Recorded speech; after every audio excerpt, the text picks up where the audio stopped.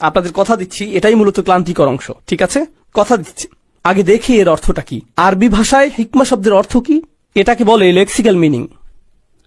Lexical শব্দটি বেশ বড়, আপনাদের বোকা বানাতে ব্যবহার করেছি, কাজে দিয়েছে হয়তো। আশা করছি এখন আপনারা ভাবছেন আপনাদের পড়াশোনা হয়নি ভালো মতন, নিজেকে নিয়ে মন্দ ভাবছেন, গুগলে শব্দটির অর্থ খুঁজছেন।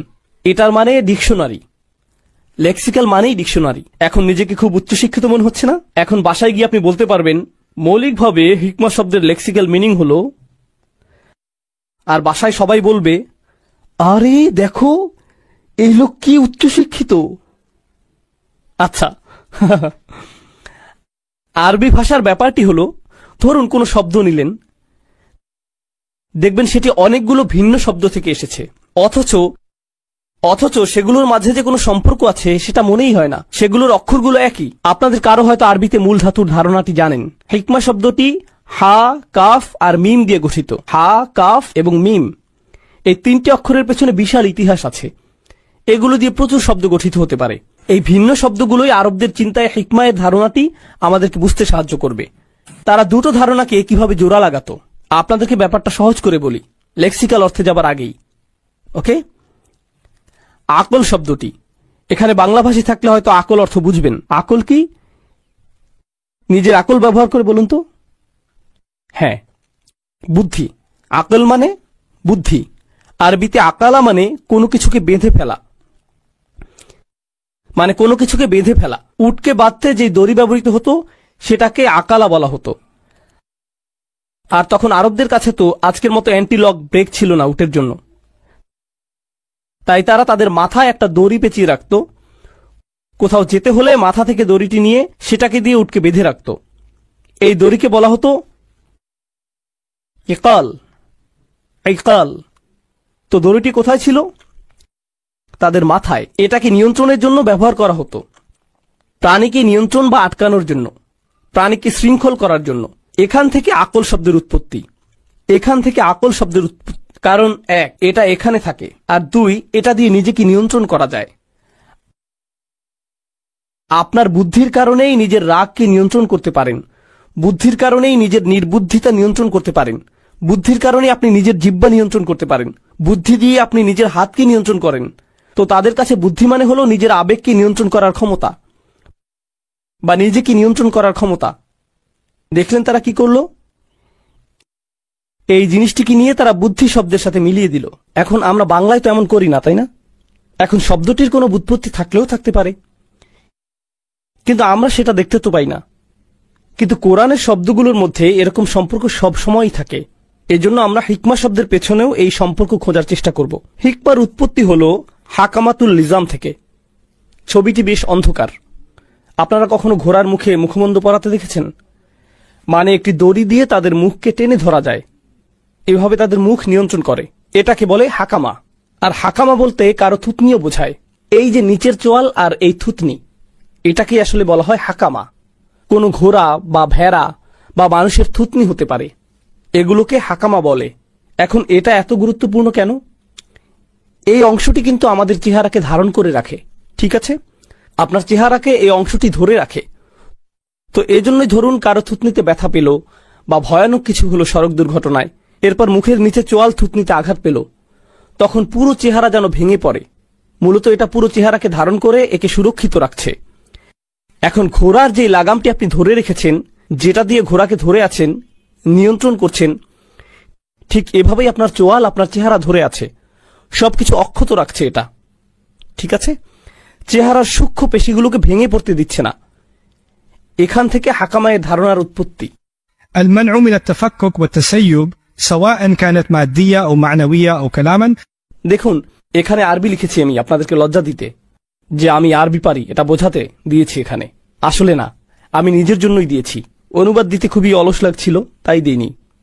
এখানে অনুবাদ করে বলছি। এর অর্থ কি আপনাদেরকে জানাচ্ছি। হাকাম মানে ধরুন যখন আপনি কোনো কিছুকে ভেঙে পড়া হতে বাঁচিয়ে রাখেন, যখন আপনি কোনো কিছুকে ভেঙে পড়তে দেন না, ঠিক আছে? সেটা শারীরিকভাবে ভেঙে পড়তে পারে, আবার মানসিকভাবেও ভেঙে পড়তে পারে। মানে আপনি এমনভাবে কথা বলছেন যে আপনার যুক্তি ভেঙে পড়ছে না, তখন মূলত আপনি যুক্তিতে হিকমা ব্যবহার করছেন। আপনার রচনায় যখন সবগুলো যুক্তি একে অপরের সাথে সুন্দরভাবে সম্পর্কযুক্ত থাকে, আপনার থিসিস যদি শক্তপোক্ত হয়, আপনার কথায় যখন হাকামা বা হিকমা থাকে, যেমন কোনো আইনজীবী ধরুন মামলা জেতার চেষ্টা করছে, শক্তপোক্ত করে সাজিয়েছে মামলা, ভেঙে পড়ছে না, এসবই হলো হাকামের উদাহরণ। কখনো কখনো আপনাদের ক্লাস প্রেজেন্টেশন থাকে। অনেক ইউনিভার্সিটির শিক্ষার্থী আছে এখানে, জীবনে তাদের আর কোনো উদ্দেশ্যই নেই রেজাল্ট ছাড়া। তো যখন আপনাদের ক্লাস প্রেজেন্টেশন থাকে, ধরুন আপনি প্রেজেন্টেশনের মধ্যেই সব ভুলে গেলেন, সাথে আপনার ল্যাপটপও নষ্ট হয়ে গেল, হয় না এমন? অনেকের আবার স্মৃতিও দুর্বল। আমার তো ওই দিন মনে পড়ছে আর অসমোসিস হলো যাতে মসিস আছে। And এর মানে হলো সব ভেঙে পড়ছে। আমরা এক অদ্ভুত সময় বাস করছি। আমরা এটাকে তথ্যের যুগ বলি, কিন্তু আমাদের বেশিরভাগই আমাদের নিজেদের ধর্ম সম্বন্ধে বেশি কিছু জানি না। আমরা সত্যিই জানি না কিভাবে আমাদের কিতাব এবং আমাদের বিশ্বাস এবং আমাদের ধর্মগ্রন্থ আমাদের উপশম দিতে পারে। এটা কিভাবে আমাদের কঠিন সময় সাহায্য করতে পারে। যখন এমনটা ঘটে তখন আমরা শয়তানের সহজ শিকারে পরিণত হই।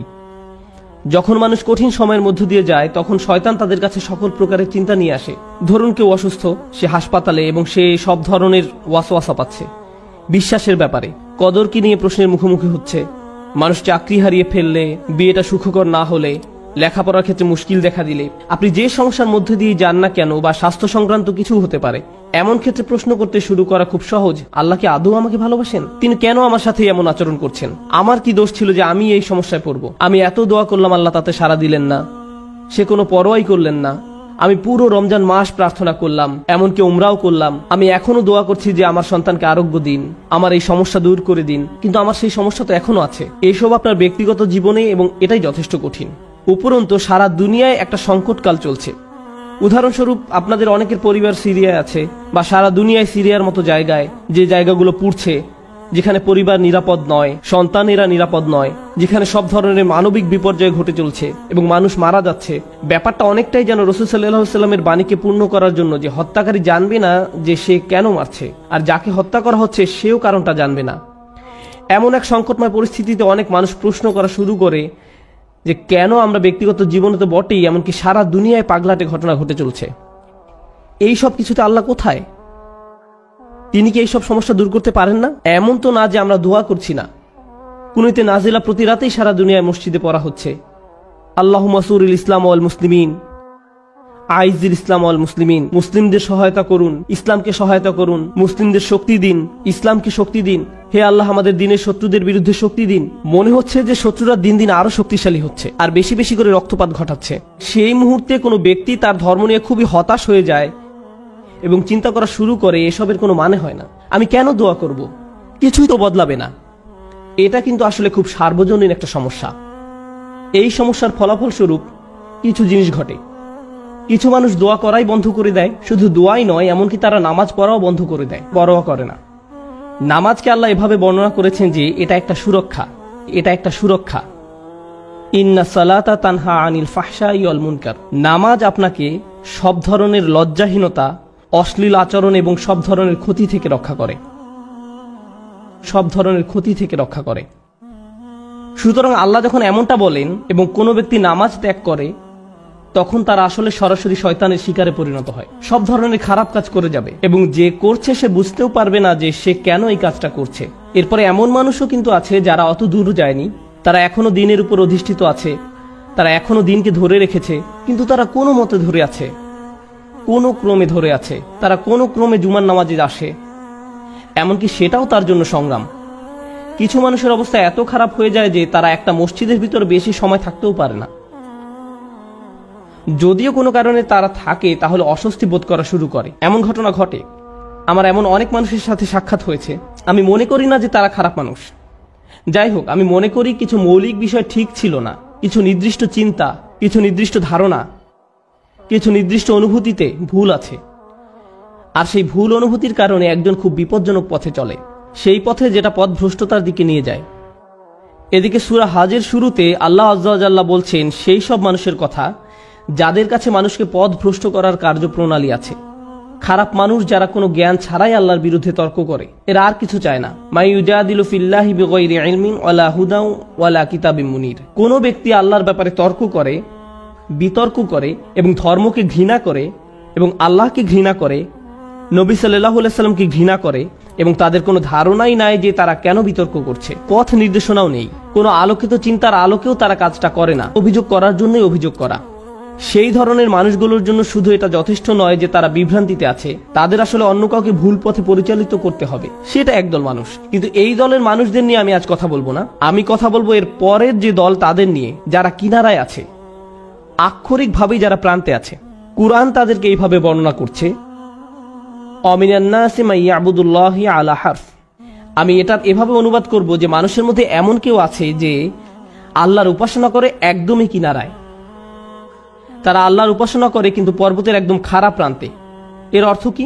এর অর্থ হলো কিছু সময় এখানে কিছু সময় সেখানে পড়ে যাওয়ার জন্য প্রস্তুত।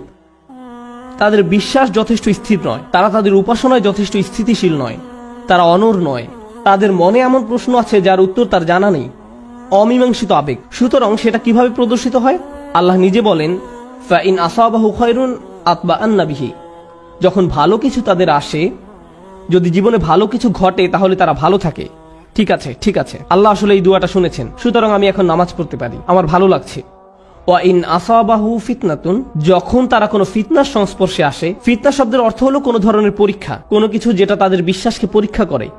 সুতরাং আল্লাহ খাইরের বিপরীত শব্দ শার ব্যবহার করেননি, এখানে শব্দটি হবে শার। সুতরাং আপনি হয়তো আশা করছিলেন যে আল্লাহ বলবেন ফাইন আসাবাহু খায়রুন ইতমাআন্না বিহি ওয়াইন আসাবাহু শাররুন।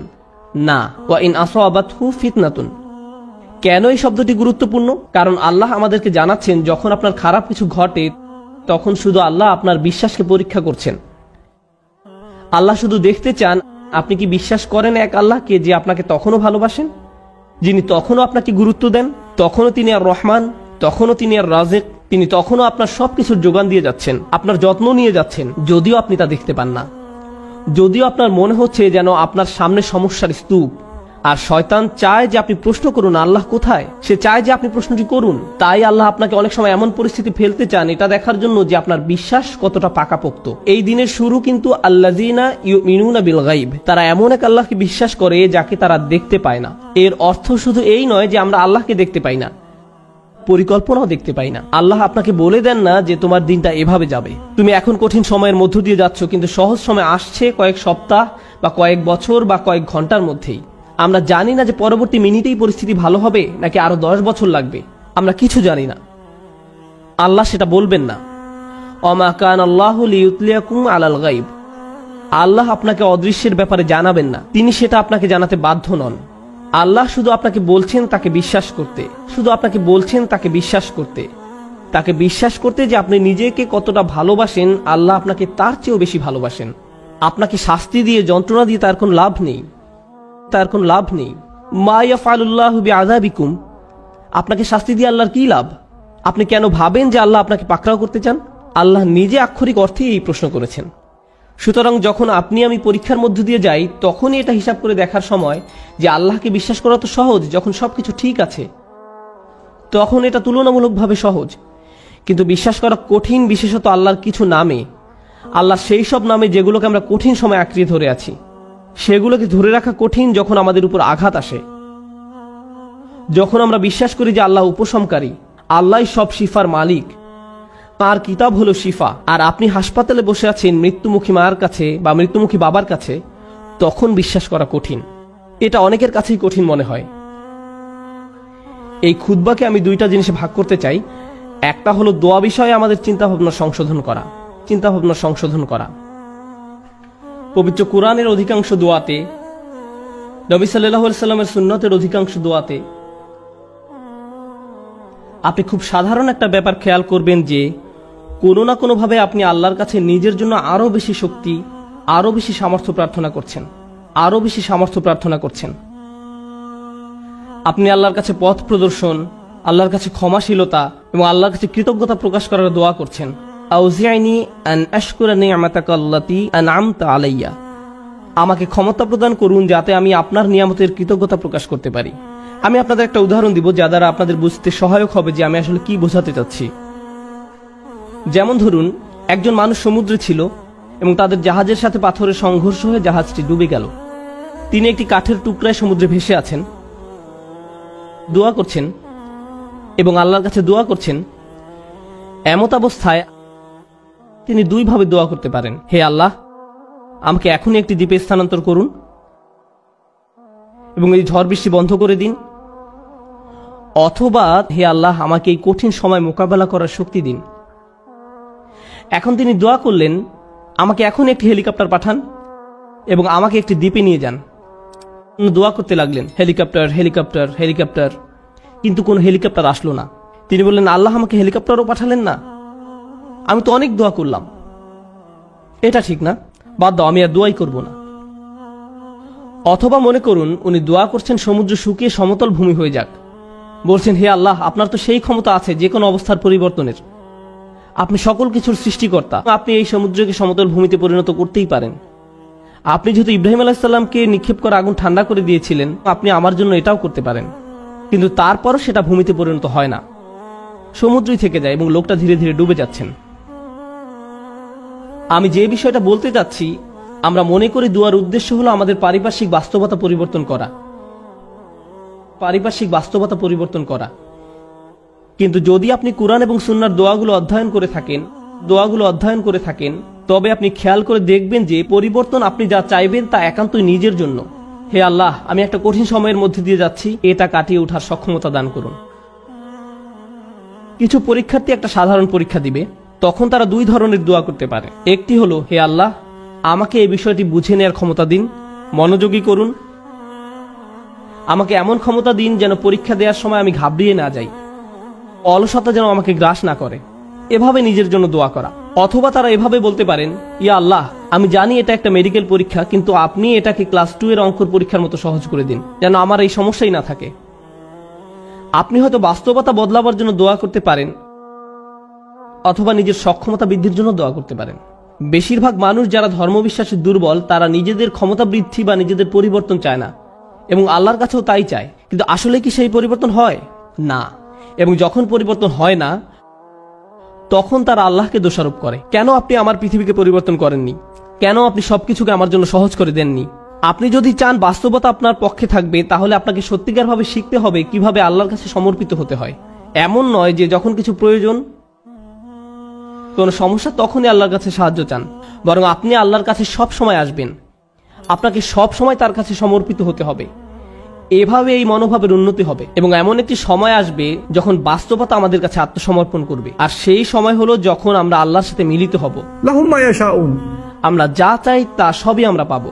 সমস্যা হলো আমরা সবাই এই মুহূর্তে চাই। আল্লাহ বলছেন, আমি তোমাদের সবই দিব, কিন্তু এখন তোমরা কিছু ভালো অভিজ্ঞতা অর্জন করবে এবং কিছুটা পরীক্ষায় পড়বে। আর একমাত্র যে কারণে তিনি আমাদের পরীক্ষায় উপনীত করেন, তা হলো তিনি চান আমরা যেন উত্তীর্ণ হই এবং জান্নাতের জন্য যোগ্যতা অর্জন করি, কারণ এই কষ্টকর যাত্রা আমাদেরকে তার সান্নিধ্যে নিয়ে আসবে। লাকাদ হাক্কাল কওলু আলা আকসারিহিম ফাহুম লা ইউমিনুন। সত্য একেবারেই প্রকাশিত হয়ে গেছে, এর অর্থ হলো সত্য একদম পরিষ্কার হয়েছে। বার্তাটি যে সত্য তা বেশিরভাগ মানুষের কাছেই স্পষ্ট, তবুও তারা বিশ্বাস করে না। ফাহুম লা ইউমিনুন, যে তারা তবুও বিশ্বাস করবে না। আল্লাহ এখানে একেবারে অবাক হবার মতো কিছু বলছেন। তিনি বলছেন তাদের বেশিরভাগই ইতোমধ্যেই জানে যে আপনি যেই বার্তা দিচ্ছেন সেটি পুরোপুরি কি সত্য, কিন্তু তবুও তারা ঈমান আনবে না। এর আগের আয়াতে তাদের অবচেতনার লম্বা ইতিহাসের কথা বলা হয়েছে, আর এই আয়াতে আছে তারা পুরোপুরি সচেতন, তারা এটা জানে, তবুও বিশ্বাস করবে না। তাহলে প্রশ্ন ওঠে, যদি তারা বিশ্বাস নাই করবে তবে লাভ কি এসবের? কেন বলা হচ্ছে যাও তাদেরকে সতর্ক করো, আর তারা বিশ্বাস করবে না? আচ্ছা, একদম উপর থেকে শুরু করি। সত্য তাদের কাছে একেবারে স্পষ্ট কিভাবে হলো? এক অনস্বীকার্য সংমিশ্রণের কারণে। আল্লাহর নিখুঁত কালাম ও নবীজির নিখুঁত চরিত্র সাল্লাল্লাহু আলাইহি সাল্লাম, এভাবেই হেদায়েত ঘটে। ঠিক বার্তা আর বার্তাবাহক, সর্বশ্রেষ্ঠ বার্তাবাহক আর সর্বশ্রেষ্ঠ বার্তা একত্রে মিলিত হয়েছে। তাই এমনকি কাফিরও, অস্বীকারীও ভিতর ভেতর জানে যে কোনোভাবেই তার প্রত্যুত্তর তারা দিতে পারবে না। আমি কখনোই জানতে পারতাম না, আপনিও জানতে পারতেন না, এমনকি নবীজিও জানতে পারতেন না সাল্লাল্লাহু আলাইহি সাল্লাম। আল্লাহ ওদের অন্তরের ভেতরে ভালোভাবে নজর দিয়ে খুব সূক্ষ্মভাবে সেটার বিশ্লেষণ করলেন, এরপর আয়াত নাজিল করলেন। সত্য একেবারেই স্পষ্ট হয়ে গেছে, আর বেশিরভাগের বেলাতে এটাই হলো অবস্থা। তারা ভালো করেই জানে, তবুও কোনোভাবেই বিশ্বাস করবে না। এখন দেখার বিষয় হলো নবী সাল্লাল্লাহু আলাইহি সাল্লামের বৈধতার জন্য কোরআন কি যথেষ্ট না? আল্লাহ কি শুরুতেই তার বৈধতা দেননি?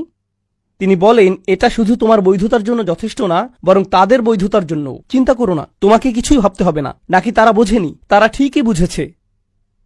আমি বলছি তারা বুঝেছে ঠিকই, কিন্তু শুধু তোমাকে তা দেখতে দিচ্ছে না। এখন প্রশ্ন হলো, এর ভিন্ন আরেকটি সুন্দর বিষয় এবং সেটার ভয়ঙ্কর দিকও। আল্লাহ বলছেন তারা বিশ্বাস করবে না। ফাহুম লা ইউমিনুন। এখানে ইউমিনুন হলো ক্রিয়াপদ। ক্রিয়াপদ ব্যবহৃত হলে সেটাকে অস্থায়ী বোঝানো হয়, অর্থাৎ এখন তারা বিশ্বাস করবে না, তবে শেষ পর্যন্ত কিছু একটা হলেও হতে পারে, তারা বিশ্বাস করতেও পারে। এখন ওটা কি? এটা আসলে কোরআনের একটা ইঙ্গিত।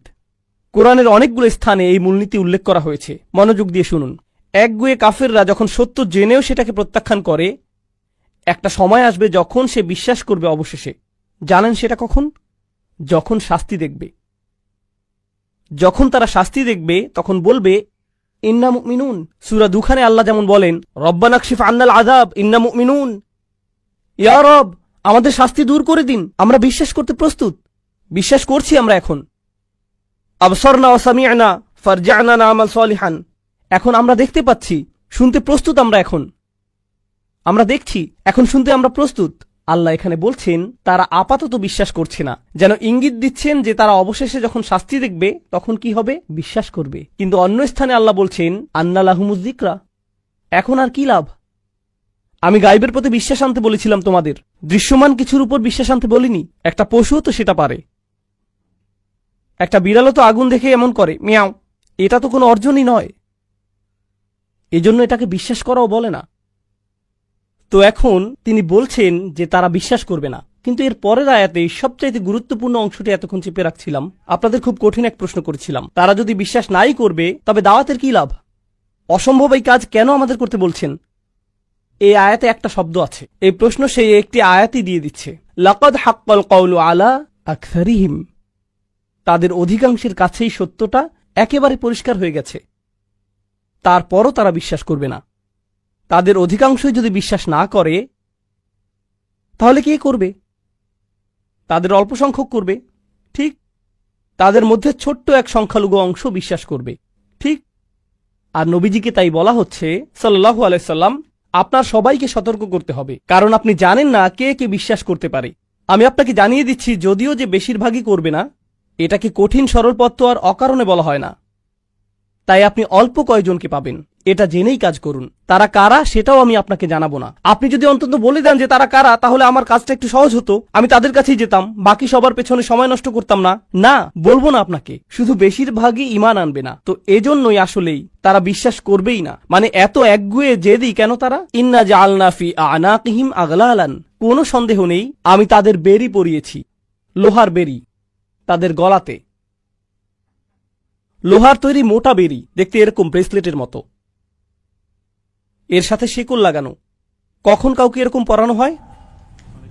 না, আরো বেশি বড় শাস্তি চিন্তা করুন, জেলখানা, কারাগারে।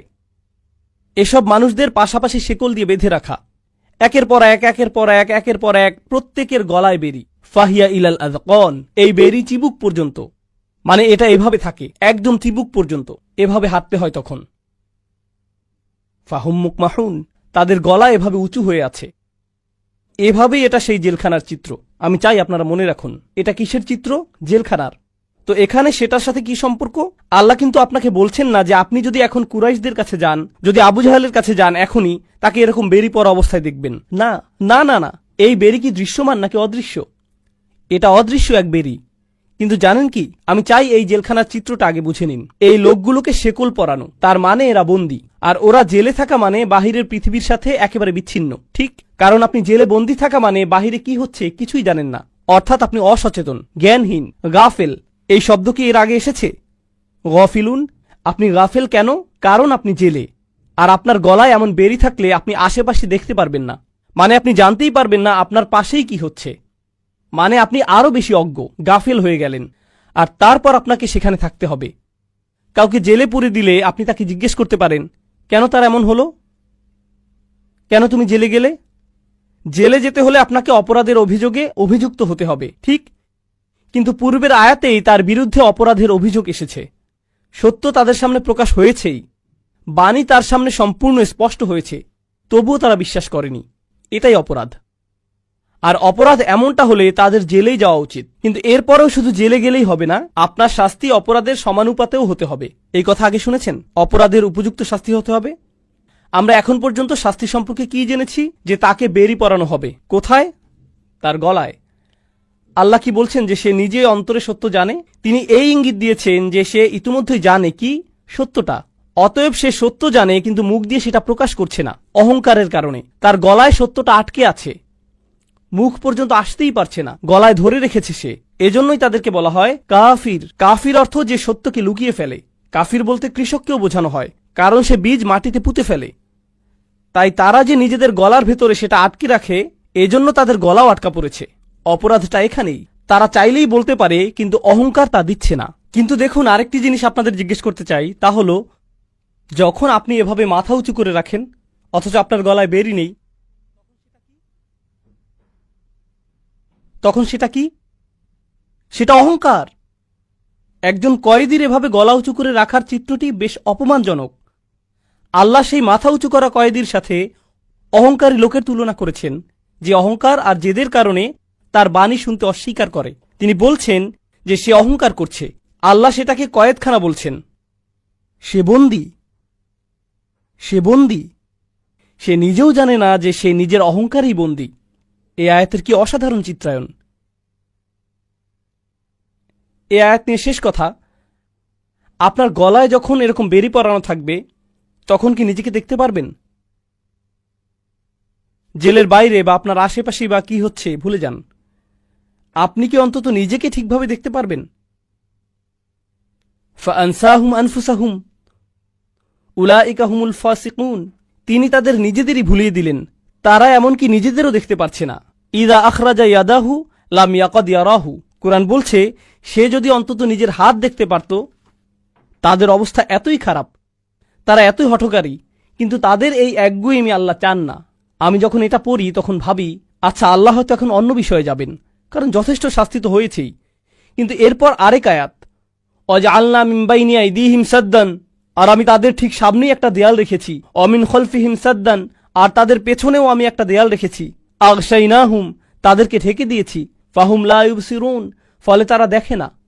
আপনি জেলখানায়, আপনাকে অন্য মানুষের সাথে বেঁধে রাখা হয়েছে। আপনার সামনে একটা দেয়াল, পেছনে আরেকটা দেয়াল। তিনি কেন দুপাশে দেয়ালের কথা বললেন না? কারণ যখন আপনি শেকলে বন্দী, তখন শুধু কোন দিকে নড়াচড়া করতে পারেন? সামনে ও পেছনে। আর আপনি আশেপাশে তাকিয়েও দেখতে পারছেন না, কারণ গলায় বেরি বাঁধা। তাই শুধু সামনে আর পেছনেই যেন দেখতে পান, এটুকুই। তো তারা এই দিকে এগিয়ে আসছে। তাহলে আল্লাহ কি বলছেন?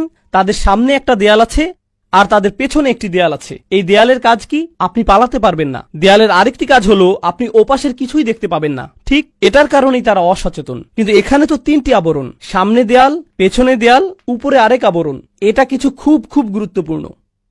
যখন আমি খুবই গুরুত্বপূর্ণ দুইবার বলি, খুব খুব এভাবে, তার মানে হলো এটা আসলেই খুব খুব গুরুত্বপূর্ণ। যদি বলি খুব গুরুত্বপূর্ণ, তখন আসলে আপনাদের শুধু জাগাবার চেষ্টা করছি। কিন্তু যদি আমি বলি যে খুব খুব গুরুত্বপূর্ণ, এর মানে আসলেই খুব খুব গুরুত্বপূর্ণ।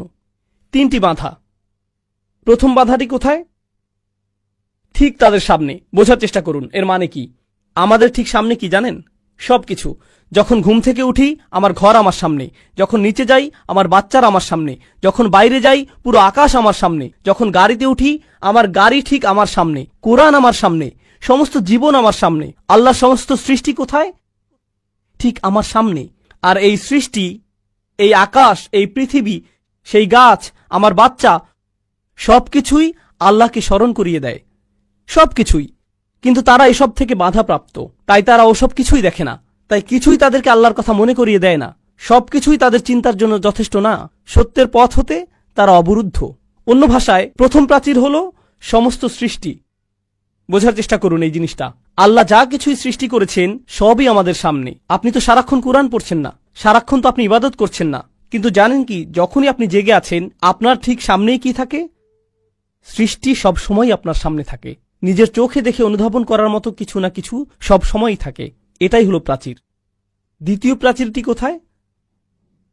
তাদের পেছনে। আমাদের পেছনে কি?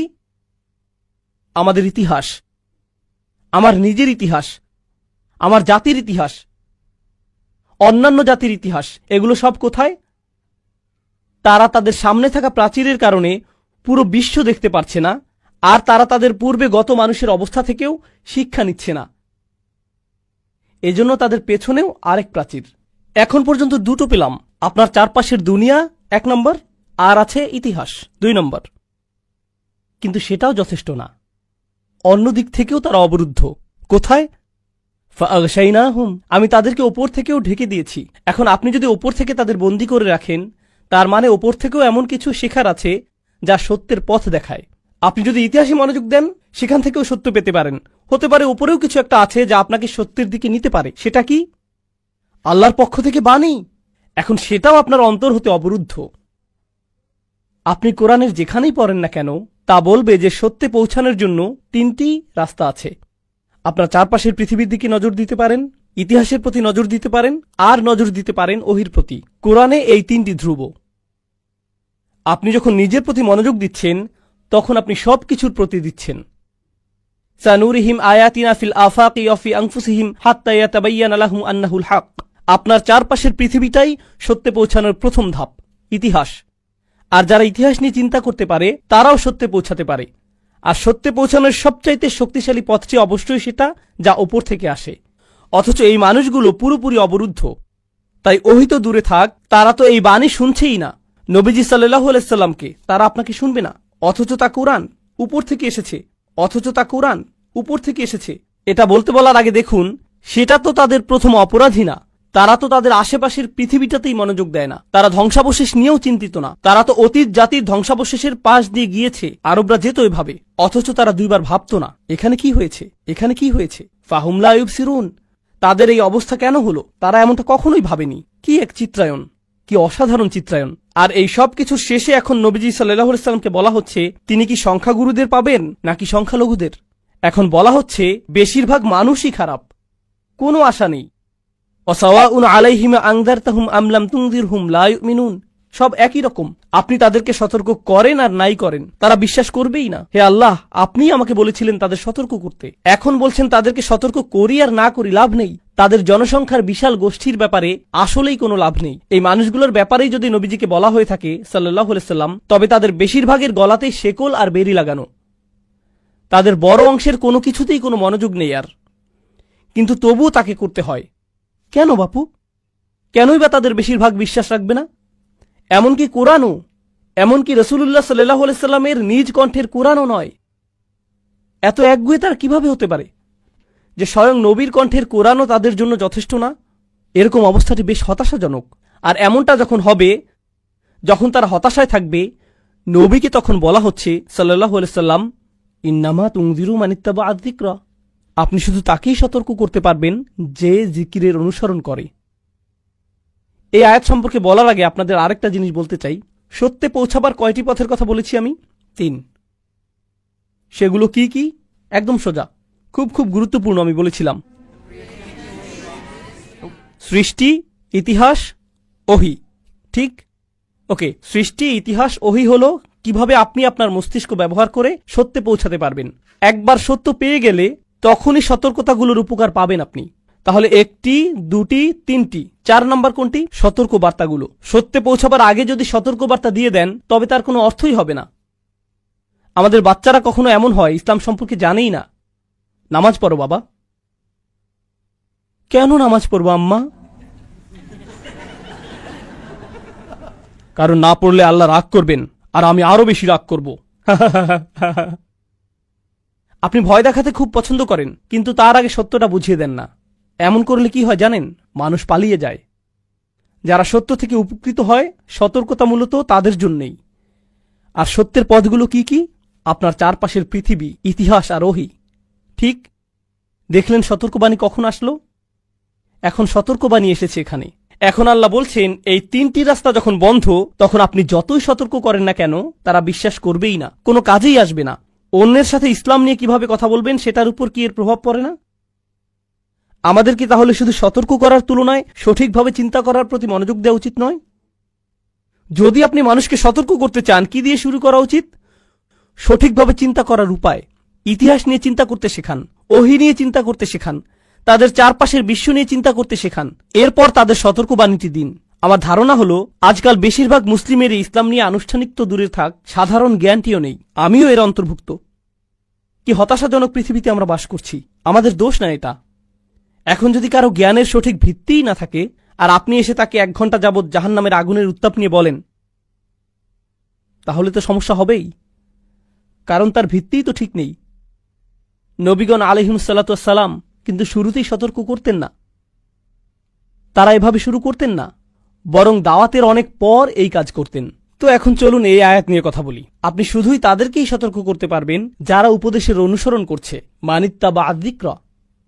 দেখুন, যখন আল্লাহ মান ব্যবহার করেন তখন বোঝাচ্ছেন 1 2 হতে পারতেন, তখন বোঝাচ্ছেন 1 2 হয়তো পেতে পারেন। মান শব্দটি মানে অপরিচিত কেউ একজন, যেমন ইন্নামা তুনজিরুল্লাযী ইত্তাবা আয-যিকরা, তাহলে সেটা পরিচিত কেউ হতো, কিন্তু মান অর্থ অপরিচিত কেউ। অন্যভাবে বললে নবীজি অনেক মানুষের সাথে কথা বলেছেন সাল্লাল্লাহু আলাইহি সাল্লাম, আর সেখানে কেউ একজন আছে, তিনি এখনো জানেন না সে কে, অথচ সেই লোক তার কথা শুনছে, সেটা নিয়ে ভাবছে। এখন উপদেশের অনুসরণ করা আর আদেশ পালন করার মাঝে পার্থক্য আছে। আপনি যখন সালাত আদায়ের আদেশ পালন করেন তখন তাকে নামাজ পড়তে দেখেন, বলতে পারেন এই লোকটি আল্লাহর আদেশ পালন করছে। কিন্তু অনেকের মাঝে কেউ যদি বসে বসে আপনার কথা মনোযোগ দিয়ে শোনে, আপনি কি বলতে পারবেন তার মাথায় কি চলছে? না, আপনি কিছুই জানতে পারবেন না। প্রায় তো এমন হয় যে আপনাদের কেউ কেউ এভাবে মাথা ঝাঁকান, অথবা আমি তাকাচ্ছি মনে করে নার্ভাস হয়ে যান, খুব টেনশনে থাকেন, তাই না? এরকম প্রচুর হয় আমার সাথে। যেমন আমি ওই লোকের সাথে কথা বলছি, এদিকে পাশের লোক ভয় পেয়ে যায়, মনে করে আমি তার দিকে তাকিয়ে আছি। হ্যাঁ, এমন হয়, কিন্তু আমি তো জানি না আপনার মাথার ভেতর কি হচ্ছে। আপনি হয়তো ভাবছেন আয় হায়, অথবা আমি কি গাড়ি লক করেছি। কেউ কেউ ভাবছে খেলাটা কয়টায় শুরু হবে। বিভিন্ন জিনিস ঘুরতে থাকে আপনাদের মনের ভেতর, আমি জানি না। নবীজি সাল্লাল্লাহু আলাইহি সাল্লামও জানেন না মানুষের মনের ভেতর কি কি ঘটছে, তার জানার কথাও না। আল্লাহ বলেন আপনার একমাত্র কাজ হলো তাকেই সতর্ক করা যার মাথার ভেতরে কিছু ঘটছে, মানিত্তাবা আয-যিকরা। আল্লাহর কথাগুলো কত নিখুঁত দেখুন। ও খশিয়া রহমান, আর সে কাকে ভয় পায়? আর রহমান বিল গায়ব, অদৃশ্যে ভয় পায়। সে গায়বের ভেতর আর রহমানকে ভয় পায়। সেটা কেন? রহমান তো অবশ্যই গায়বের ভেতর।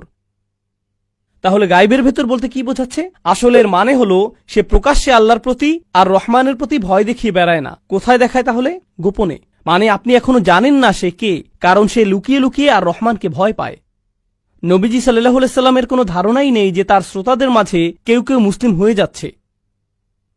তিনি শুধুই শুনবেন, তাকে শুধুই আল্লাহর উপর ভরসা করতে হবে। এখন এটার মনস্তাত্ত্বিক প্রভাবের কথা চিন্তা করুন। তিনি তার প্রতি আক্রমণাত্মক এক জনগোষ্ঠীর সাথে কথা বলছেন, আর আল্লাহ বলছেন এই শ্রোতাদের মাঝেই কেউ একজন আছে যে আপনাকে গ্রহণ করছে, যদিও জনতা আপনার বিরুদ্ধে।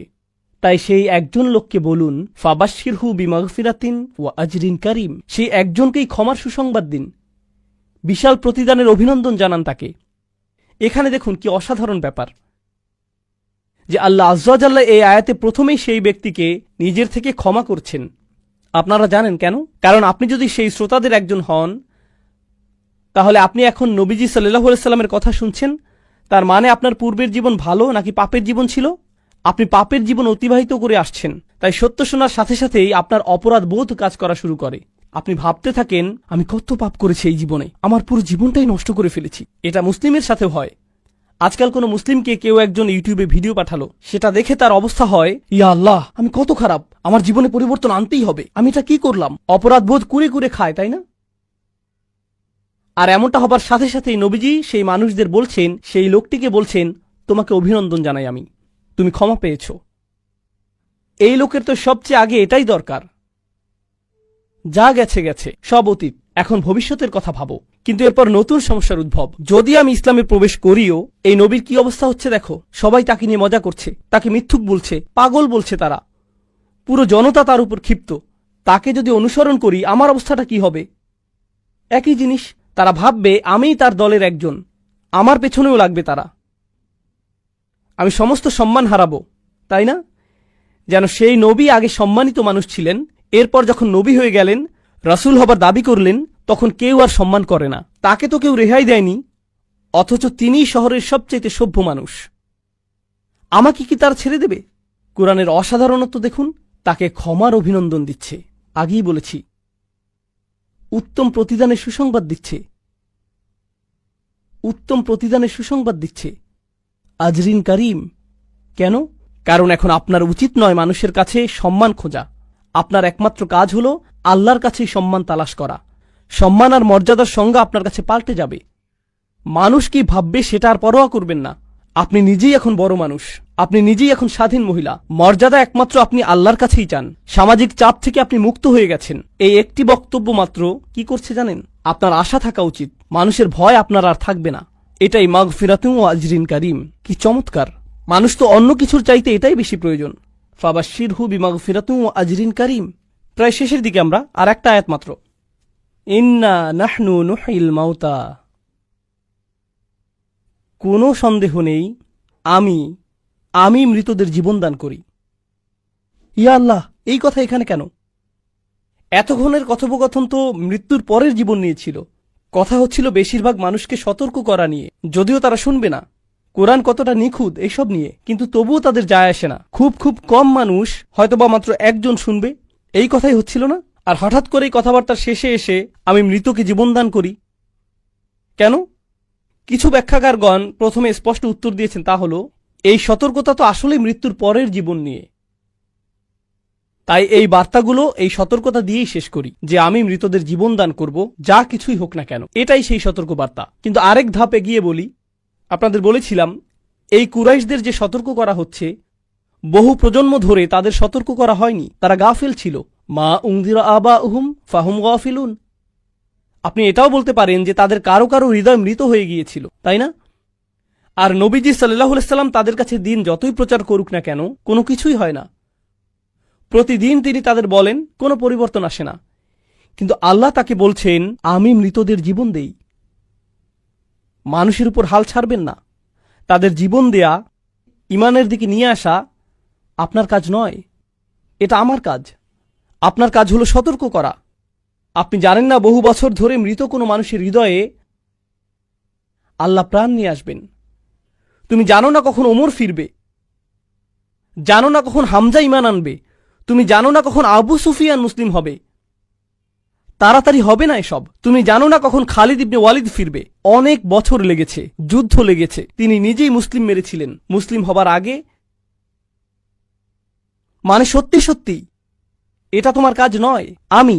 আমি মৃতদের জীবন দান করি। নবীজির পর হতে সব দায়ী, বার্তাবাহক, আলেম ইত্যাদি, তাদের কি বলা হচ্ছে যে এমনকি আমি রাসূলুল্লাহ সাল্লাল্লাহু আলাইহি সাল্লাম নিজেও মানুষকে বদলাতে পারি না। মানুষ মানুষকে বদলাতে পারে না। মানুষ মানুষকে পুনরুজ্জীবন দেয় না। কে দেন? আল্লাহ দেন। কোনো ভিডিও আপনার জীবন পরিবর্তন করেনি, আল্লাহ করেছেন।